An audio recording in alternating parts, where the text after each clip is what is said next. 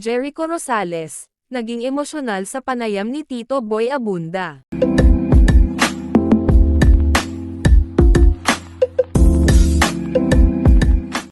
Naging emosyonal ang aktor na si Jericho Rosales sa isang panayam ni Tito Boy Abunda, kung saan ibinahagi niya ang ilang mahahalagang bahagi ng kanyang buhay at karera.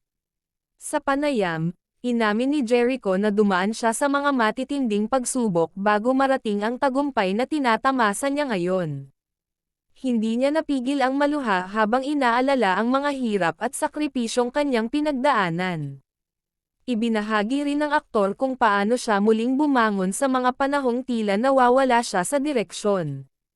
Ayon kay Jericho, malaking bahagi ng kanyang lakas ay nagmumula sa kanyang pamilya at sa matibay niyang pananampalataya.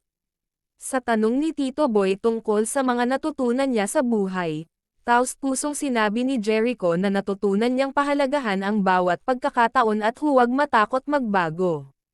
Maraming tagahanga ang naantig sa katapatan ng aktor at sa emosyonal niyang pagbabahagi. Sa pagtatapos ng panayam, ipinahayag ni Jericho ang kanyang pasasalamat sa mga taong patuloy na sumusuporta sa kanya at sinabing handa siyang harapin ang mga bagong yugto ng buhay ng may tapang at pag-asa.